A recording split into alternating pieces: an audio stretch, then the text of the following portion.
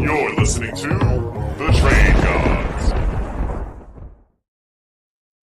What's going on, Player Profiler Nation? Welcome to the latest episode of Trade Gods. I'm your host, Matty Kiwoom, and I am joined, of course, by my fellow Trade God brethren, the morning man, Mr. Jason Allwine. What's going on, Jay? Nothing too much, man. You know, there is something special about rookie draft season. I'm feeling it. I'm maybe on my phone a bit too much. Girlfriend getting a bit mad at me, but it is what it is. It's rookie draft season, and I'm loving it, man. Have had some great drafts. Have had some leagues with no draft picks where I've been anxious, and have had drafts where I've had too many draft picks where I've also been anxious. And we've got startup drafts going with the Wake and Take League, best ball drafts going everywhere. It's a great time. A little overwhelming, but it's a great time. Rookie season is the best. It's so much fun because right now we are setting the groundwork for how ADPs and how strategies will come about for redraft leagues. It's the basis. We're going to find out which one of these rookies get elevated in the rookie drafts, and you'll see them creep up in redraft ADPs. Yep. It's just a frantic time of the year, but it's a great time of the year. You get to put into action the predictions, the evaluations that we've done. Now we have obviously the landing spots, the draft capital, the equation is coming together. And now it's time to put our money where our mouth is and take some of these guys. Today, we're doing it's a special episode. I'm going to call it a special episode, Jay, because you're not going to find many episodes like this out there. We are going to take you behind the scenes of a rookie draft that Jason and I are in. We're going to talk a little bit about the trades that have happened in round one. We're going to talk a little bit about the strategies we've used going into our rookie drafts. What we're going to do is we're just going to put all our cards on the table here and let you guys, the listeners and viewers of Trade Gods, kind of pick up whatever nugget you want. Apply it to your rookie drafts coming up. This is a time to kind of sit back. This is the the ride along. If you're a police officer, if you're interested in becoming a police officer, you can contact your local PD and be, hey, can I go for a ride along with one of your guys? And they're gonna say, all right, let's do it. We'll get it going. Now you're gonna go for a ride along here with the Trade Gods, and we're gonna talk about a rookie draft that we're both in and the strategies, all that good stuff. But before we do, Jay, before we get in all that excitement, we're gonna start today off with an ad, and then we're gonna go full bore. We're gonna go straight drag racing. When we get back from the break, it's gonna be we're going to be taking off. That's a good way to do it. I like it. Let's do it. Now, I know many of you are looking for a secret weapon for your Dynasty League, and I have it. It's called the Dynasty Dominator app. You go to the App Store, go to Google Play. It's right there. It's $5 to download, and then every year it's $5 to load the next incoming class of rookies. You can add SUPERFLEX, add tight end premium. It's incredible, because it allows you to look up players. It allows you to vote on whether a player is a buy, hold, or sell, and then see the market sentiment on that player. And you can compare their lifetime value rating from PlayerProfiler to their Dynasty ADP at the FFPC, all in the price lookup tool. And beyond that, we have a trade analyzer, so you'll never lose another Dynasty trade again. And in our settings, you can set this is a win now team, this is a rebuilding team, and then we let you compare players. Look at their metrics side by side. Prospect metrics, NFL metrics. It's all there. It's $5 in the App Store. There's some add-ons for SUPERFLEX and to buy the upcoming rookie class. Every year, you're going to spend $5 on this thing, and it's going to be well worth it.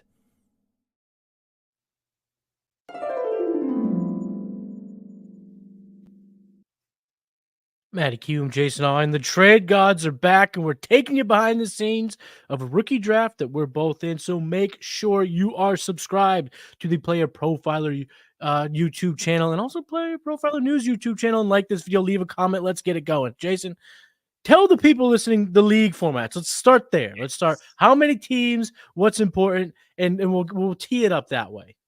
Yeah, so this is a 14-team SUPERFLEX tight end premium league for the Trade Gods. The Trade Gods Invitational League. It's got me and Matty Kiwoom, of course. We have Tyler Knably has now joined us from PlayerProfiler as well. You've seen John McGlynn. The FF Prez is also from PlayerProfiler. And then, of course, just some great fans. And I will tell you, I mean, you can already see here. Like, look at this. Hold on. Just the trades that have happened in this Trade Gods Invitational League. You can see it here. We're sharing the screen. The 102's been traded. I'm going to say which picks haven't been traded. The 101, the 208, the 202, the 302, the 305, and the 307. That's right. Only 1, 2, 3, 4, 5, 6 picks in a 3-round 14-team league have not been traded. Really living up to the names. It's been an incredible draft, incredible league, and I'm excited to kind of pick this apart with you, man.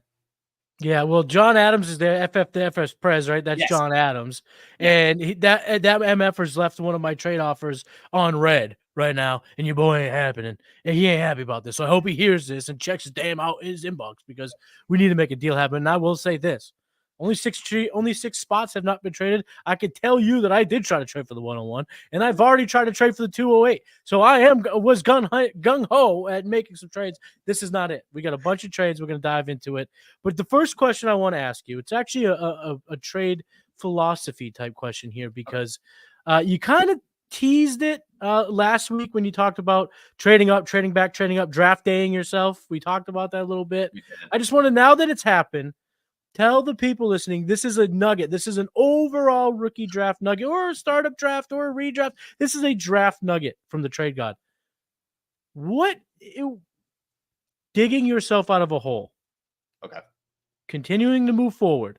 Talk about the importance of not getting caught up on a trade if you get buyer's remorse, cold feet. Talk about your thoughts just overall in being a little upset that you made a deal, not settling, keep it moving, losing draft capital, all that stuff. You know, just let everyone know the importance of not getting backed in the corner because you can trade your way out of anything.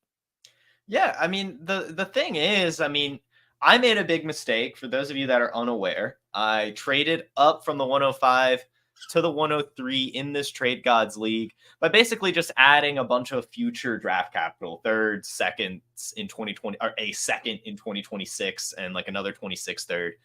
It was a lot of draft capital, and it necessarily wasn't a bad trade. I didn't want to move up at that point. It was an offer that I did not realize was still out, so it was just totally on me. Like, I did try to trade up. Eventually, I was like, you know what? I'm fine sticking at the 105. I just want JJ McCarthy. That's all I want. I'm fine with it. So I didn't feel comfortable enough making that leap to take the Daniels or the Mays of the world.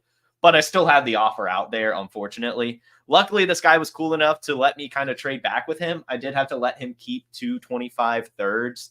Not that it was even negotiated. I'm sure he probably would have been fine just undoing the trade, but I had to take the L there, I think. And you can't undo the trade. You got to let him keep some taxes on top. And so I didn't even try just to let him keep 1/3. I immediately sent it back to him and let him keep 2/3. I felt that was perfect enough to make him feel like, you know what, whatever. You know, I'll take back the 103. He ended up trading that 103, as we'll talk about later, again. But either way, you know, sometimes you just got to take the L, I think, is the lesson here. And you can always make up for it. Sure, I'm now missing 225 thirds, but I still got JJ McCarthy. And as you'll see, I still traded back up later to get my guy Michael Penix to later in the first round. So it wasn't like it totally killed me. I am missing some pieces on my team now. I did have to give up some guys, but still, I think I'm feeling happy with how things have gone. And as you said, you can always trade yourself out of it. It's an important thing to take away from this is that, you know, just because you made a trade that maybe you weren't the happiest about, you didn't love it, it's okay. Stay in the pocket, keep moving forward. Sharks cannot swim backwards, and neither do Trade Gods. Here we go. We're going to keep this thing going. 6 trades from round number 1. We'll go through here. Let's get to the first trade here, right now. It was the 110 and the 314 for a 25 first, 25 second, and a 304. So we're going to talk about it from this perspective, Jay. Trading out of round 1, the return, what are you looking for, and is this enough if you have a late first to trade out of this class? I think when you attach the name to it, in this case, it was Xavier Worthy that they ended up trading away. I think I'm okay with it. I know Xavier Worthy obviously has the massive ceiling and got an amazing landing spot, but we talk about it a lot here on Trade Gods. At the end of the day, wide receivers kind of are a dime a dozen. And if you're comfortable taking that re-roll, taking that draft capital into the next season, it's not a bad deal because, I mean, you're going to be able to trade that 2025 first pretty easily once the season starts kicking around. That 2025 second, of course, is going to gain value as we get as draft picks do. And then he still gets the fun coupon with the 304. So I think it's okay. Now, FF Bearded Prince, we can maybe, since this is a little bit of a peel back into the Trade Gods League, his wide receiver room currently is Michael Wilson, Amari Cooper, Michael Tomlin, Tyler Boyd, Curtis Samuel, Jalen Tolbert, Puka Nacua, and Tank Dell. So he could have maybe used that extra body with Xavier Worthy, but he also wasn't necessarily hurting given this is a 14-team league and he already has a few studs. So I think both teams come out on top, STLP and Mahir Patel. There is a co-managed team. Now gets to have Xavier Worthy, Devontae Adams, Calvin Ridley, A.J. Brown, Darius Slayton, Jahan Dotson, Sky Moore, Bo Melton. So they've also, I think both teams obviously come out here happy, and there's not necessarily a true winner. The one thing I will say about this particular trade, if I had the 110, and I have had late first in other leagues, and routinely what I've done is try to move out to get 2 seconds, a second and a third this year. I still like this class. I think that Roman Wilson's, he right now is such a value getting him in the second round. We were talking before that we started recording that Michael Penix is routinely falling into the second. And even though his short term seems grim, he was picked 8th overall, folks. He's always going to be on the radar of the Falcons to be the starting quarterback. So if he comes out gangbusters, looks unbelievable in Atlanta, keeping him aside is going to be tough for a full season. I don't care what they've done financially with Kirk Cousins. So getting him in the second's been great. So my criticism here for the Bearded Prince would be, you want to re-roll in 25? I don't mind it. I certainly don't mind it. But that 25 second, if this was let's call it the 208, right? The 208 wasn't drafted. It hasn't been traded yet. If it was the future first, the 208 and a 304, that's going to allow me to fully side with the person selling the 110, because I do think that 208, the guys available there could be, a starting running back. We've seen Jalen Wright routinely kind of go there. Marshawn Lloyd be available at the 208. We've seen also receivers like Roman Wilson. I've seen A.D. Mitchell kind of slip. Xavier Leggett just went at the 207 in this league. So in my opinion, that would have made this trade a hell of a lot better here. And now we pull the board back up, we could see Roman Wilson, Xavier Leggett coming off the board, 204, 205. Had they gotten the mix and gotten that, I would have really, really liked that trade. So I actually am on the clock in this league. For over 4 hours now. And it will be another 8 hours. I have offers out. Also, I was wronged. I'm going to say it right now. I was wronged. You let someone re-roll that. I would have had the opportunity to sell my pick to Tyler Knable if you hadn't re-rolled and let the guy just go ahead and trade up in front of me. All of a sudden, I'm negotiating him, and all of a sudden now I lose out so I will exhaust my 12 hours. But by the time you are checking out this episode, I will have made the pick. But let's get into trade number 2 here, Jay. Let's do it. Big time Timmy Jim and Bearded Prince. So Bearded Prince is back again. So this is another example of not being pinned into a corner after you made a trade. You could stay fluid. So we saw Bearded Prince move out of the 110. Clearly, there was someone on the board he wanted, moves back in around number 1, moves up 2 picks, and trades a 2026 third. So I'm going to pose the question to you, and I'm going to frame it this way, Jay. You want to move up 1 or 2 picks in your rookie draft. What are you looking to give up? And then what type of veterans would you might add? So 2-part question. You're moving up from the 201 to the 113 or the 205 to the 202. Are you looking to give up a third, future assets, vets, a little bit of both? How would you navigate those waters? Just trying to move up a handful of picks. Yeah, I think I have had such a hard time trading veterans, especially in these types of trying to trade up situations. I just think, especially right now in rookie draft season, no one wants those guys.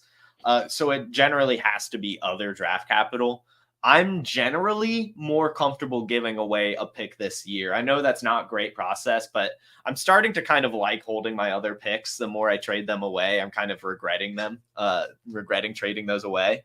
And I think it also helps facilitate the deal a bit more. Like if this was just a 2024 fourth, I know we don't have fourths, or just some fab, for example, I think that might have just sat a little, well, yeah, it makes, I would have just done that. I think that's honestly the starting point. I'm not really looking to get a 2026 pick right now if I'm moving back this year. I think that I want one this year or 2025 at the latest. I'm not trying to wait 2 years for some draft capital here. This pick in particular, this trade in particular really made me mad. So I was desperately trading for the 112 and the 113. I was all up in the DMs, really wanting one of the running backs here. And this offer ended up getting accepted instead, which was fair. It was more what he wanted. I was offering Alvin Kamara and a third this year, and something and a bunch of fab to try to make him do it, but it just didn't happen.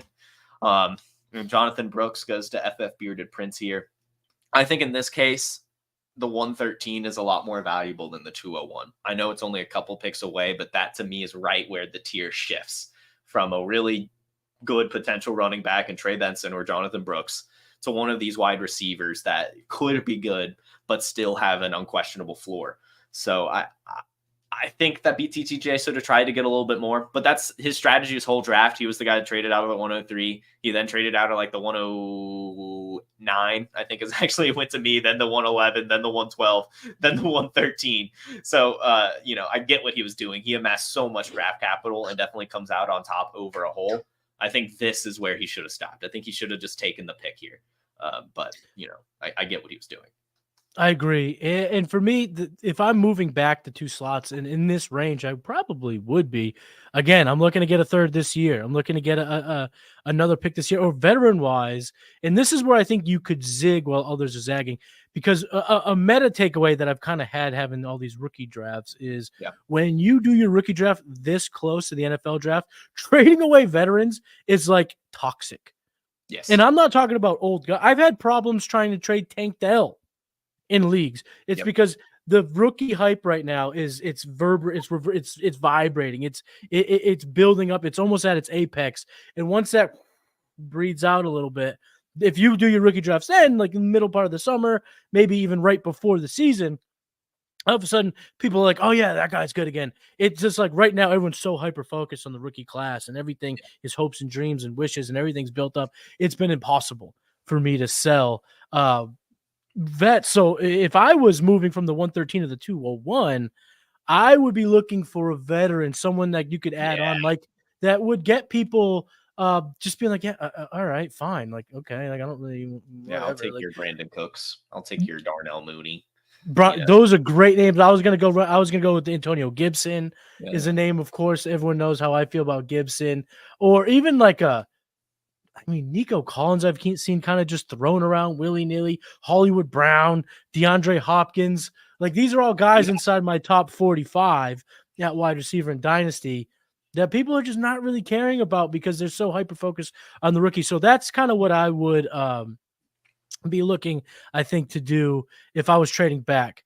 Let's bring up the board here, but I do have a question for you before we get into the next trade. The importance of going back. You're doing negotiations. Let's just say you and I are talking trade for my 20. What I have right now, 207, 206. And you and I have been going back and forth, and all of a sudden, Tyler texts me later on and goes, boom, I need this pick, and blows me away. Yeah. Talk to me about the etiquette of at least going back to you to give, because sometimes we don't always talk etiquette. I want to talk real quick about etiquette.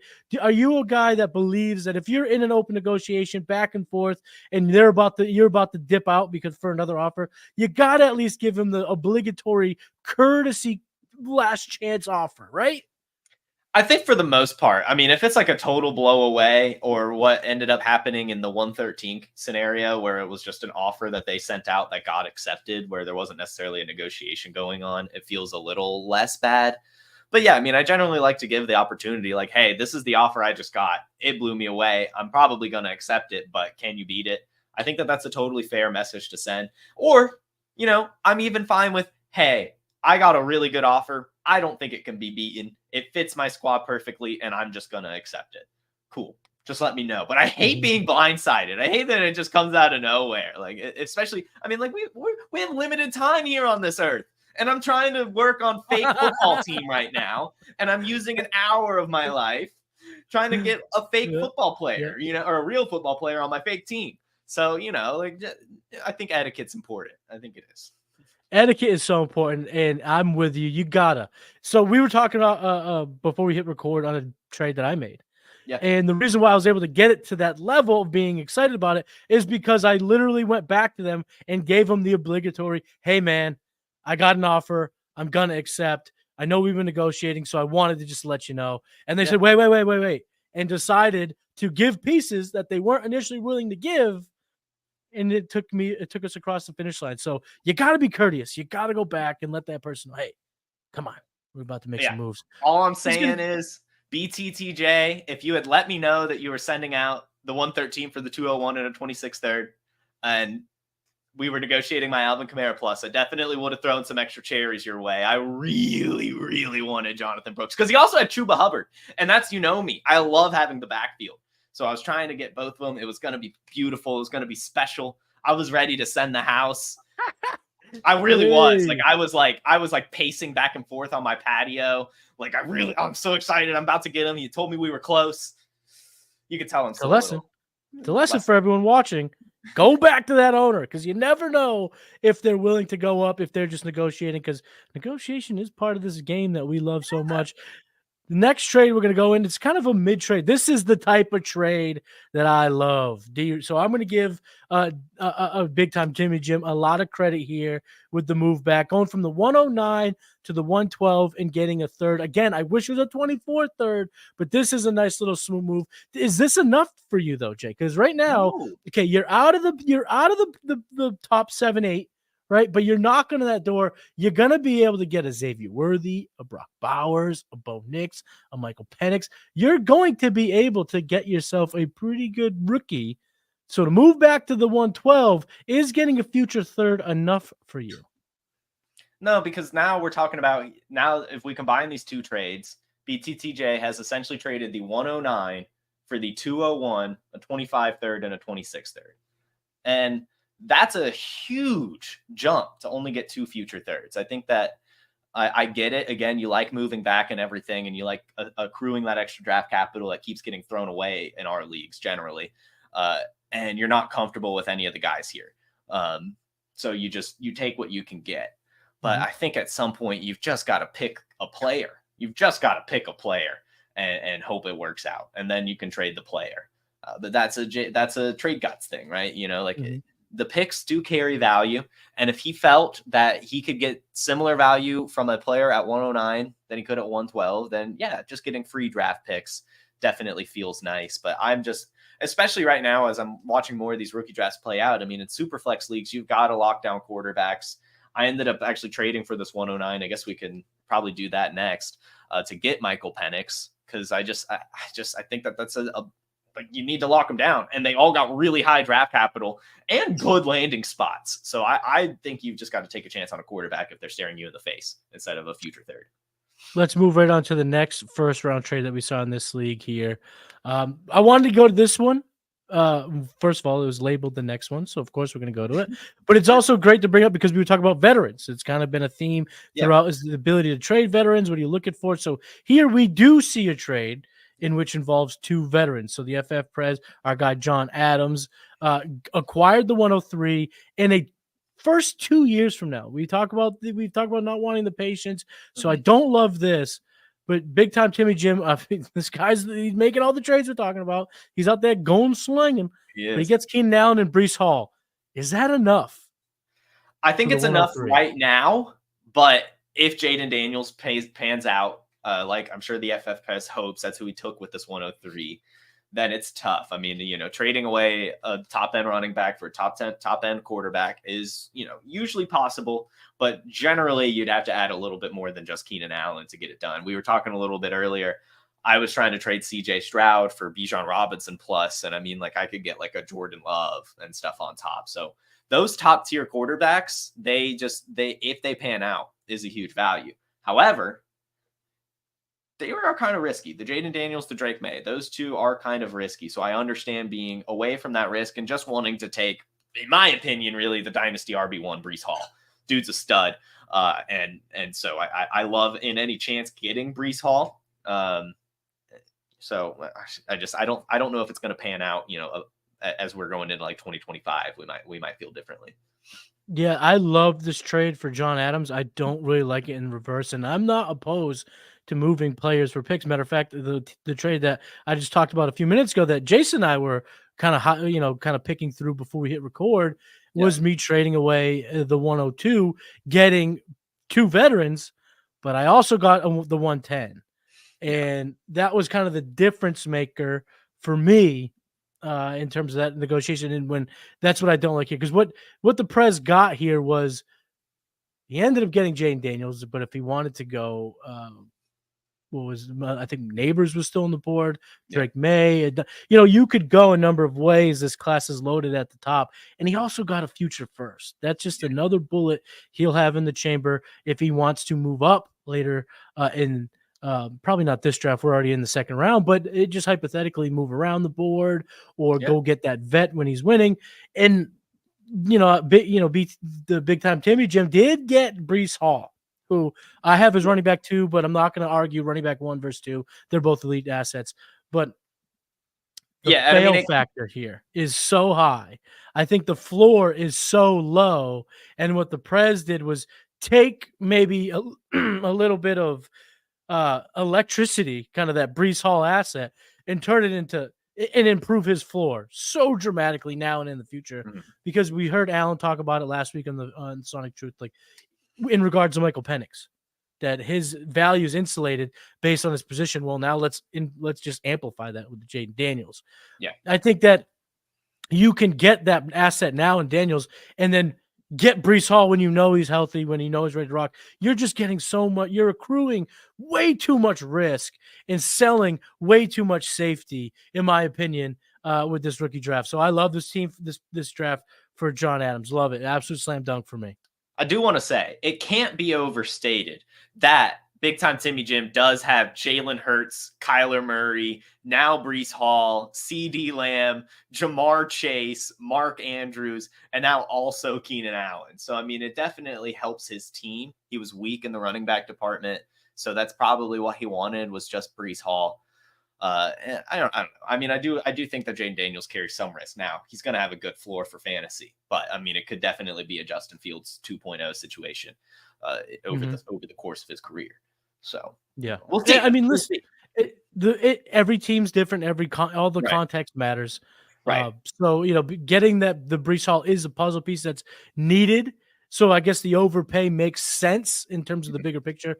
But in a vacuum, if you're trying to take some of this and apply it to your leagues, we got to make sure that you're getting yourself a little bit more safety when you're selling a pick of that magnitude.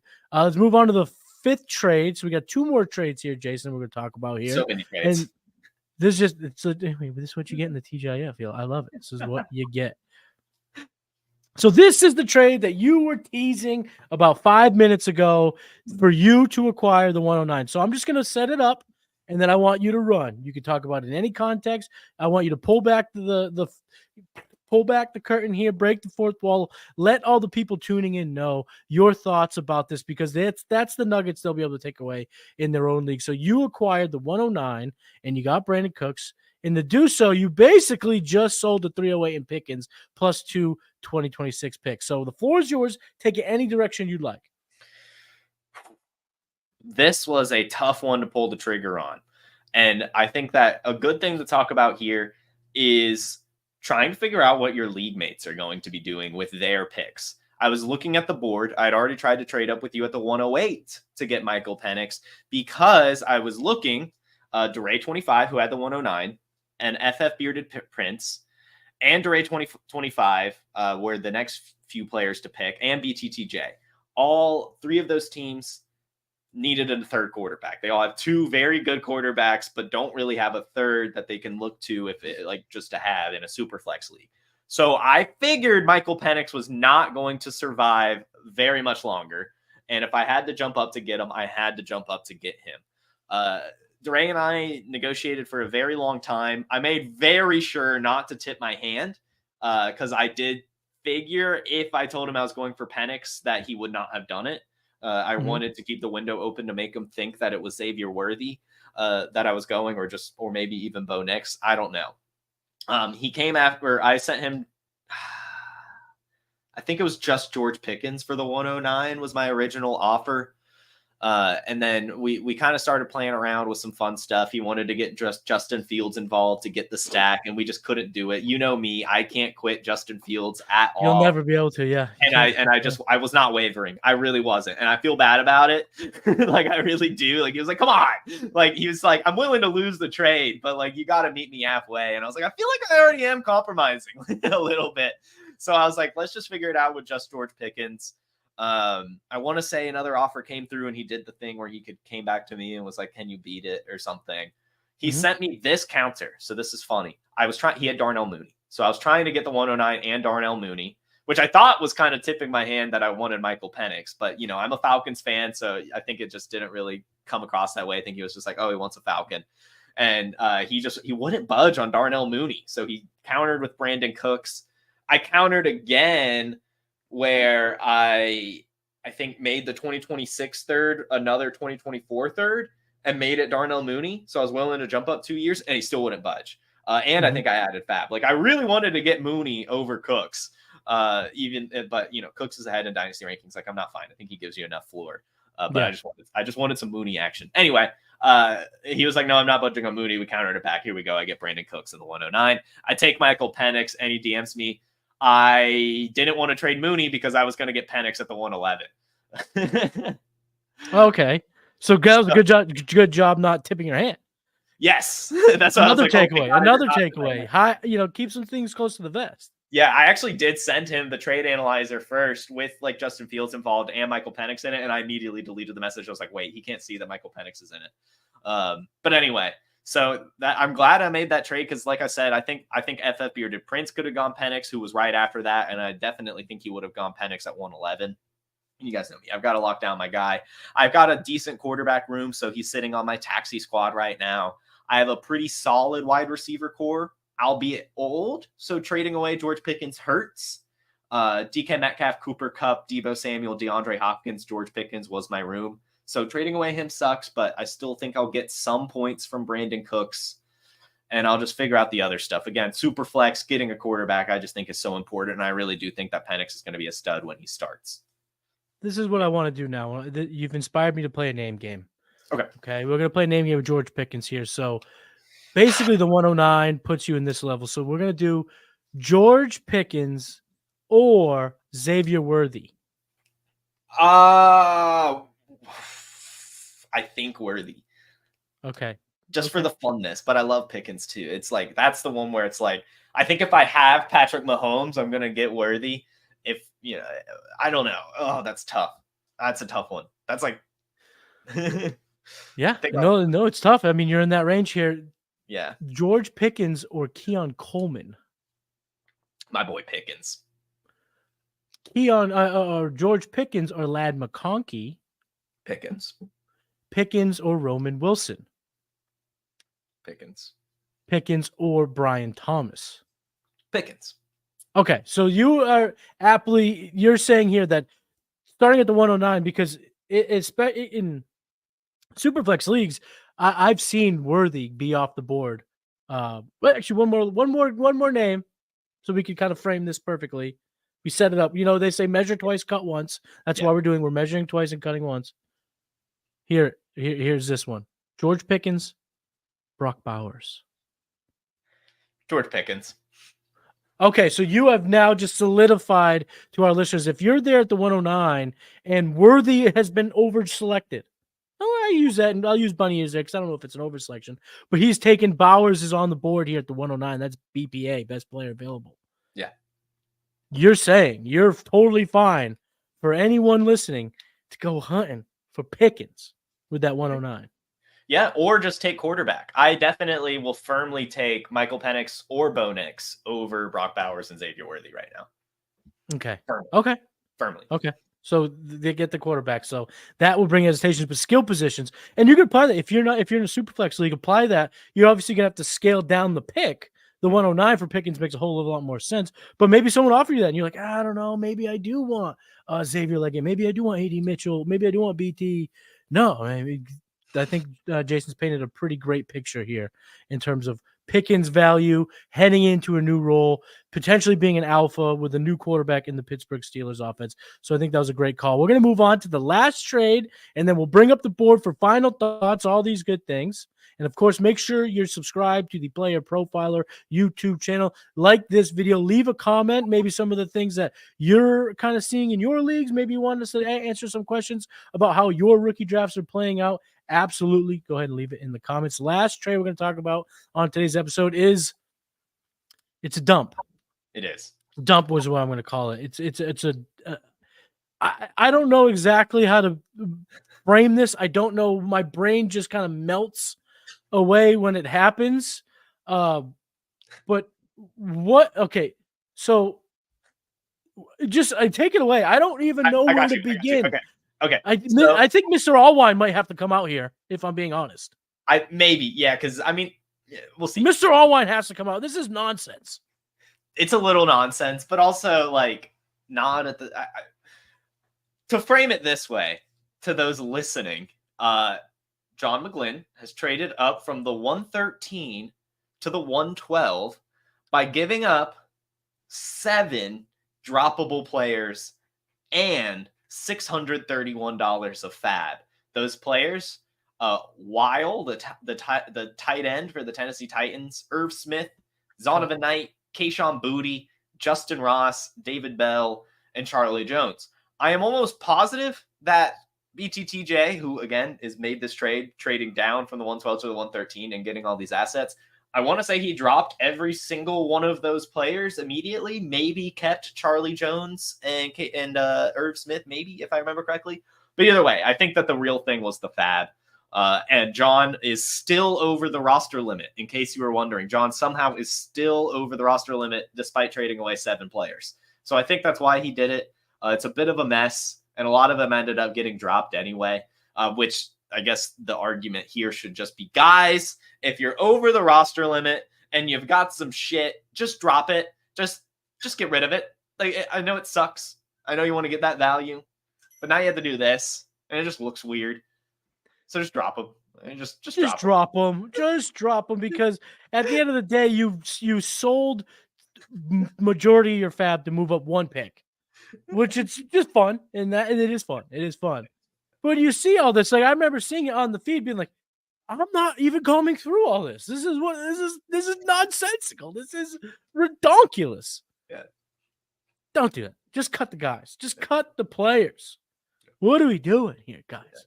Just cut it. But it's okay. It's fun. This is what we do. This is why we do this stuff. It's all in good fun. All right. Final thoughts here, Jason. TGIF, we're in the middle of the second. Give us some final thoughts, final takeaways, final bits of advice for our listeners. Yeah, I mean, are you cool if we just kind of run through what's happened just real quick? Yeah, so all right. So I'm not going to say the pick number because I think that's word soup and annoying. But here's the order that the players have gone in this 14-team Superflex draft halfway through the second. Caleb Williams, Marvin Harrison, Jaden Daniels, Malik Neighbors, JJ McCarthy, Rome Odunze, Drake May, Brock Bowers, Michael Penix, Xavier Worthy, Bo Nix, Trey Benson, Jonathan Brooks, Keon Coleman, Brian Thomas, Ladd McConkey, Jalen Wright, Roman Wilson, Xavier Leggett. I think it's gone really, it's been pretty chalk with some fun stuff mixed in. I honestly, I think it's been a very fun and normal draft, to be completely honest. I've been hearing a lot of leagues where JJ McCarthy goes before Drake May and he slips. I don't think that should be the case. I still think McCarthy and May honestly should go over Neighbors, and then Odunze and Neighbors should go. but that's just not what's happening. And this league has done a really good job, I think, really throughout. We've had a couple jump ups, mostly by me, to get JJ McCarthy and Michael Penix maybe a bit too early. But I think Siebes does a great job just sticking and taking Drake May at the 107. I think that's a great pick. I think DeRay did a great job at 111, just taking Bo Nix. And then I think the running backs too. I mean, John McGlynn, he trades up to get the running back he wants, even if it's only one spot. He wanted to make sure he got Benson. Jonathan Brooks, I think, is great value at the end of the first as well. I think the receivers go in about the right order as well. So, I mean, like, I think it's been really solid. I've loved all the moves, and I really don't have any complaints about it or any, like, negative feedback. I think it's been real solid. It's been a good draft. My only complaint is that you motherfuckers have been too sharp. Yes. I have been feasting off selling late firsts for multiple second and thirds, and just accruing, because this, in my opinion, I think this draft is uniquely positioned to fatten up rosters, where if you kind of have been selling a lot of your pieces to consolidate to make playoff runs, and now your bench is riddled with the Kareem Hunts, and maybe you were hoping a Treylon Burks panned out, all these type of kind of like, I'm ready to burn this off of my roster.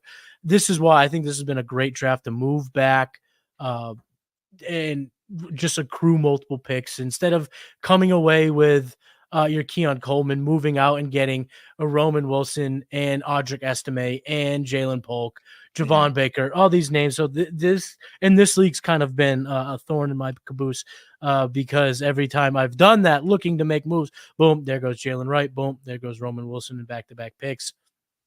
And the guys who are falling are the guys I've not necessarily been fading, but been guys that I've not been excited to take in these particular spots. So kudos to the people in this league. You guys have made it sharp. I also want to just preach one last thing. And it's just it's something I've faced. So it's fresh on my mind. I don't have hair anymore, so it's at the very tippy top of my head. I want to get it off before it goes off into the ether. I was sitting there at the 108 and hoping Drake May had fallen to me. Hoping that Roma Dunze potentially fell to me, and it went chalk. And I was sitting there, do I go Bowers? Do I trade back? Do I take Worthy? And after sitting in the pocket, after going through trade negotiations, after kind of seeing the board, I think what I'm going to say to everyone tuning in, first of all, thank you for tuning in. Make sure you subscribe to the Player Profile YouTube channel. Make sure you like this video. Leave a comment about TGIF picks, what you liked, what you don't like, or your own league. You have some questions you want answered, drop it there in the comments. Yeah. We got to be disciplined with Brock Bowers. I know the landing spot isn't as surface sexy as others would have been, but he's Brock Bowers. And I think it's best to I think you got to be disciplined and take him at the 108. And be patient with a player that we've been so excited about, especially in tight end premium leagues. You got to be disciplined on Bowers. If you pass on Bowers, you're going to regret it here in this spot. If you're one of the fade Bowers from the beginning, that's your process and you're going to stick to your process. But if you were happy about Bowers, and I have Bowers inside my top 8 in the rookie class, you got to stay disciplined about Brock Bowers. Got to do it. I know. I don't have the balls for it. I know. But you got to have the balls. You got to have the discipline to take the guy. Take the guy that we've all been hyping up for years. I know that everyone's going to say Kyle Pitts. Kyle Pitts didn't lose any value. That's a great point. He really hasn't lost a ton of value. He's still tough to get in the open market. Yeah. But I'd also argue Kyle Pitts wasn't nearly the dominant producer in college that Brock Bowers was. Brock Bowers is a guy who had a national championship team cater their entire offense around his production, a guy that had an insane breakout age. Kyle Pitts was the bigger, maybe more unicorn-esque athlete. Yeah. Brock Bowers is the guy we've been watching since he was a freshman, saying, when that guy comes out, I want him in fantasy. He's going to be dominant. So you got to stay disciplined about Brock Bowers. That's the last thing I'm going to say in regards to Brock Bowers. And that's the last thing I'm going to say about this rookie class. And Jason, that's the episode. Let everybody know what you're working on, where they can get all your stuff. Let the people know where they can find Mr. Allwine. Yeah, you can find me on every social media platform now at JFootballWine. I've locked it down on YouTube, Instagram, TikTok, and Twitter now. So go follow me on everything. I'm not really posting too much there yet, but definitely on Twitter, follow me there at JFootballWine. And then tune into Wake and Take every Monday through Friday at 10 a.m. Eastern here on the Player Profiler YouTube, Facebook, Instagram, and Twitter. Just breaking down the news and whatever else is fun to talk about that day. And yeah, just keep continuing to tune into Trade Gods every Wednesday at 9 p.m. Kill it. It's a great show. Love doing it. And make sure you're just following Player Profiler wherever you can find content on everywhere. It's everywhere. And it's great stuff with great people. So follow Player Profiler. Hell yeah. Head over to the Player Profiler. Get the all-in package. Make sure you're getting that Dynasty Dominator. Get all the tools that's going to help you dominate your Dynasty leagues. You can find it at playerprofiler.com. You can find me on X at Matty Kiwoom. Make sure you are subscribed to the Player Profiler channel and the Player Profiler News YouTube channel. Like this video. Leave a comment. Trade Gods, game plan, future cast, blue chips, the hurdle every Tuesday. You can get all that stuff. And if you want to just keep following, you're in the following mood, head over to the draft rankings. Follow that. Head over to the Executives of Fantasy Football. Follow that YouTube channel and head over to the draftrankings.com for everything Matty Kiwoom. He's Jason Allwine, as I said, and Matty Kiwoom. We are the Trade Gods, and we'll see you guys next week. Peace. Hey, I want to thank you for being part of this broadcast. If you have any thoughts on it, leave a comment. If you enjoyed it, make sure you leave a like. And if you want to see more shows on the Player Profiler channel, subscribe to it. That's how we know you want more.